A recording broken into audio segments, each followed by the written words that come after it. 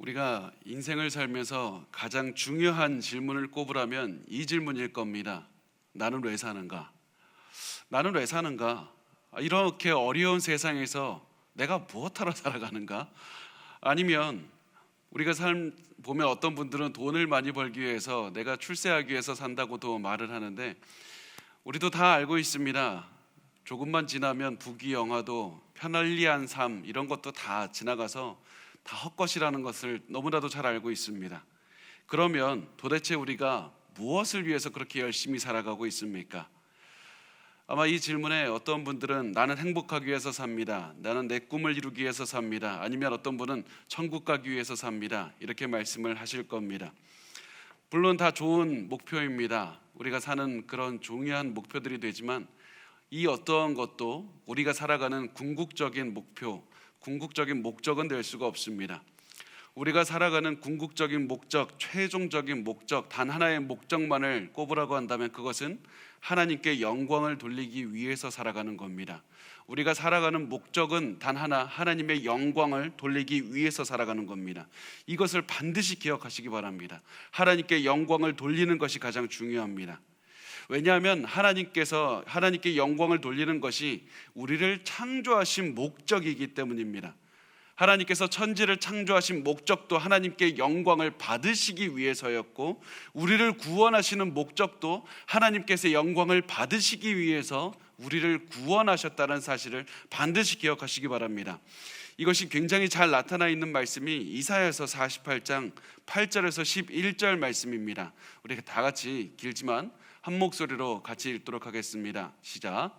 내가 과연 듣지도 못하였고 알지도 못하였으며 내 귀가 옛적부터 열리지 못하였나니 이는 내가 정녕 배신하여 모태에서부터 내가 배역한 자라 불린 줄을 내가 알았음이라.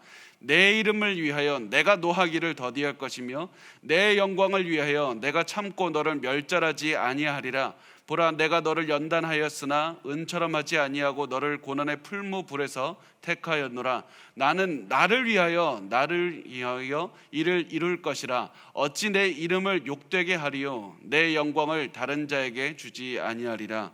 이 말씀을 통해서 계속해서 하나님께서 말씀하시는 것은, 하나님께서 하시는 모든 일은 하나님의 영광을 위해서 하신다는 겁니다.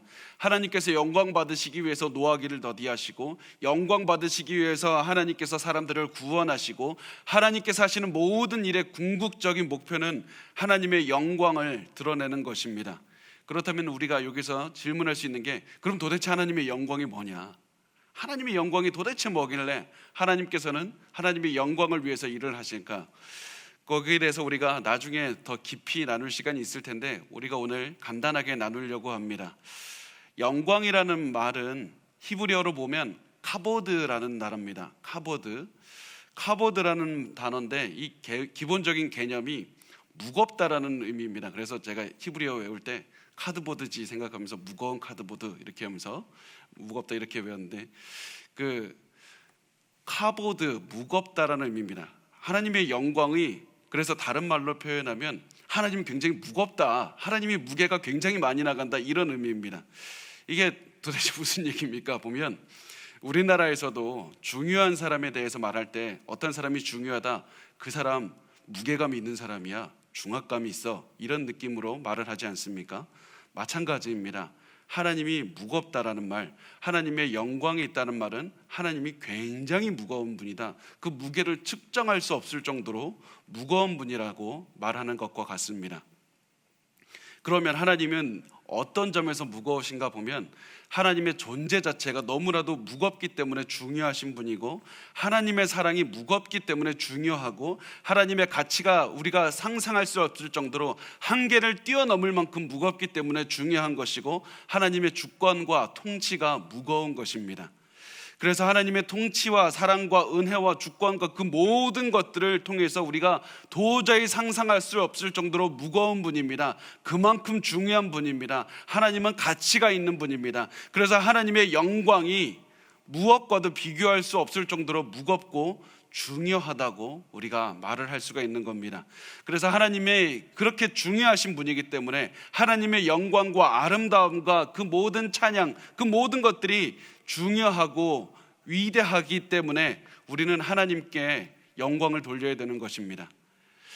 하나님께서 야 너네 나를 그냥 좀 좋아하는, 나를 찬양하는 노래를 좀 불러봐라, 그러면서 우리에게 인생을 낭비하기를 원하셔서 그렇게 말씀하신 것이 아니라, 하나님께서 가장 중요하신 분이고 하나님이 가장 가치 있는 분이기 때문에 하나님은 우리의 인생을 낭비하지를 않기를 원하셔서 우리에게 가장 우리 인생을 가치 있게 만드는 방법, 하나님을 찬양하고 하나님의 아름다움을 찬양하고 하나님을 계속해서 영광을 드러내기 위해서 살아라, 이렇게 말씀하셨던 겁니다.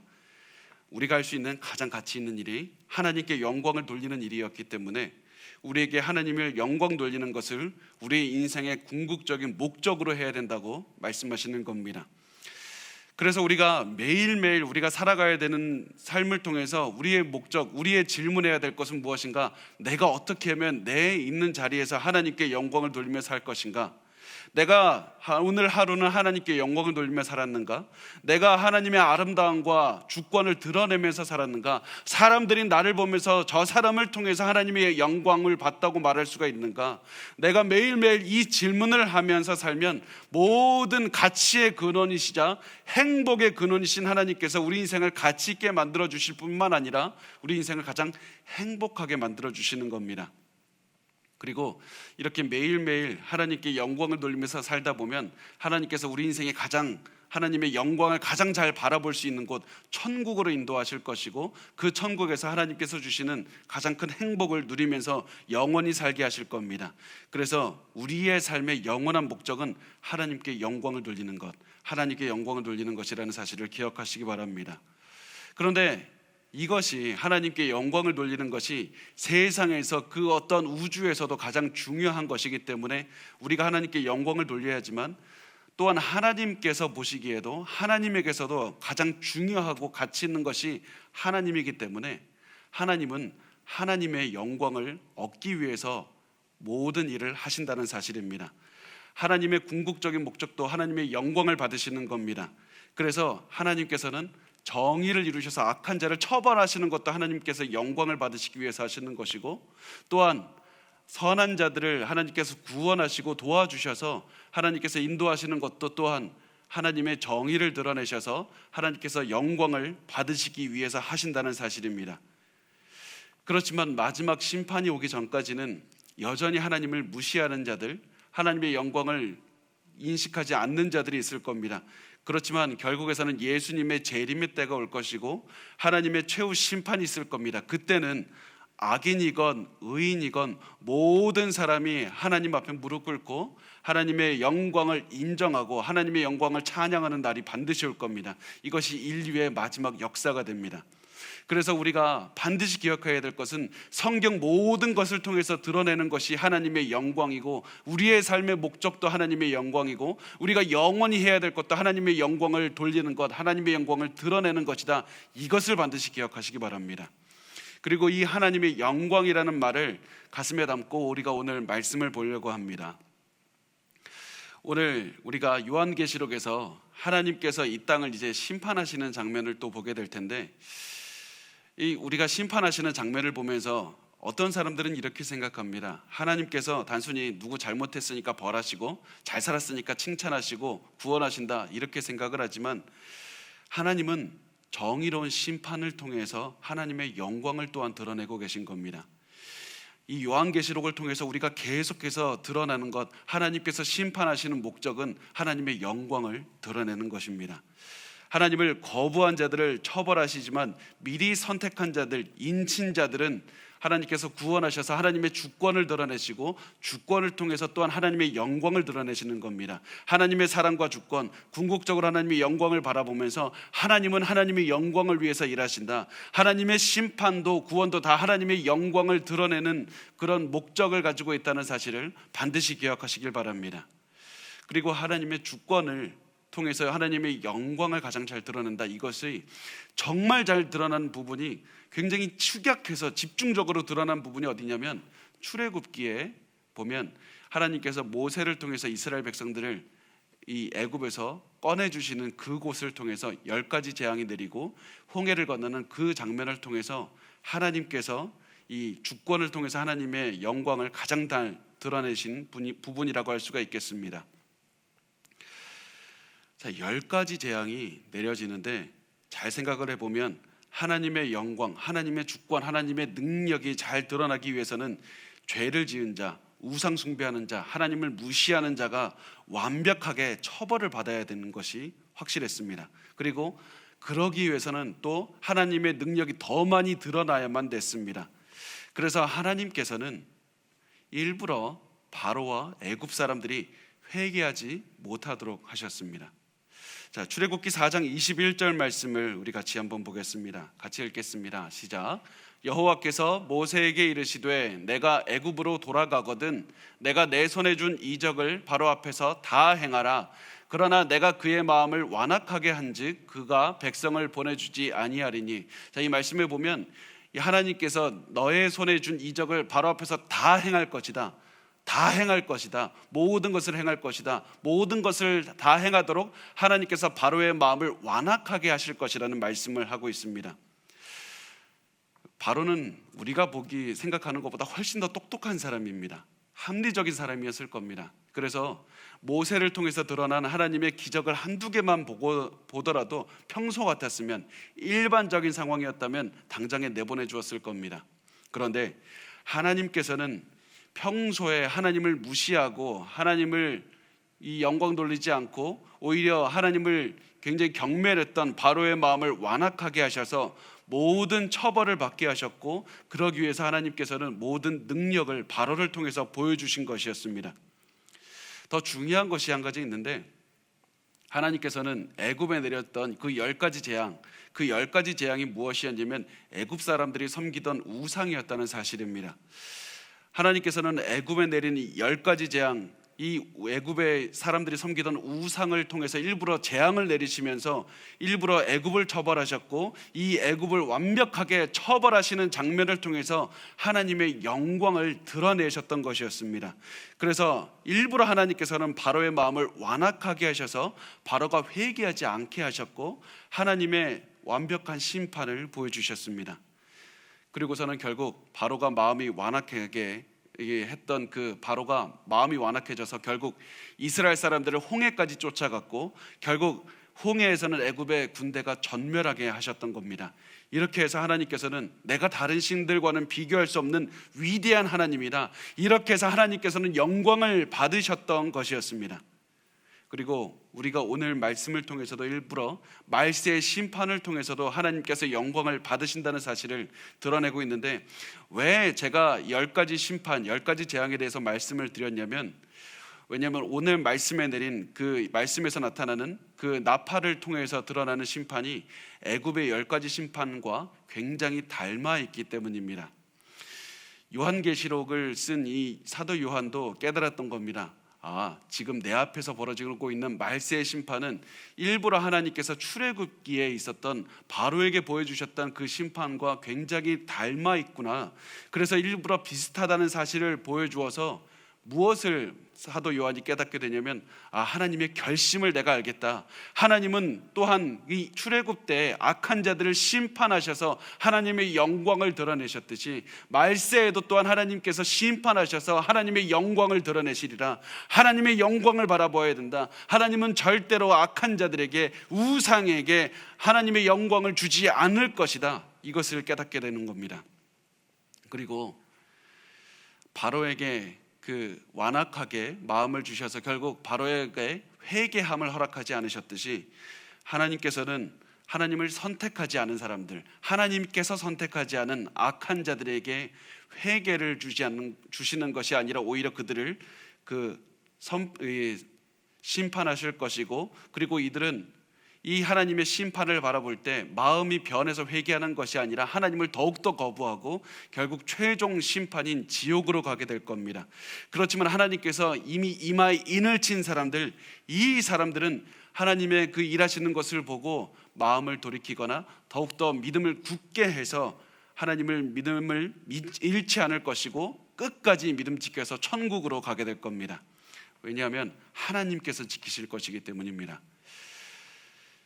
그리고 이 이스라엘 사람들이 출애굽 때 결국 출애굽을 해서 이 약속의 땅으로 갔듯이, 하나님께서는 이 크리스찬들을, 하나님을 믿는 그리스도인들을 결국 이 모든 시기를 다 지나게 하셔서 천국으로 인도하실 것이다. 이 모든 것을 통해서 하나님은 영광을 드러내실 것이고 모든 사람이 하나님의 영광을 찬양하게 할 것이다. 이것이 바로 요한계시록의 목적이고 요한계시록을 바라보면서 우리가 계속해서 기억해야 되는 말씀이라고 할 수가 있습니다. 우리가 이 하나님의 영광이라는 마음을 가지고 오늘 본문을 보기를 원합니다. 우리가 간단하게 본문을 나눌 텐데, 오늘 본문을 보면 7 나팔이 이제 하나씩 울리게 되고, 나팔이 울릴 때마다 심판이 내리게 됩니다. 자, 그러면 이 심판이 언제 나타나는가? 제가 계속해서 반복해서 말씀을 드리는 게 있습니다. 말씀이 언제 있습니까? 미래에 있는 것이 아니라 지금이 말씀입니다. 7인을 뗄 때마다 심판이 내렸는데 나팔이 울릴 때마다 또 심판이 내린다. 그래서 또 심판이 있고 심판이 뭐 언제까지 심판을 내립니까?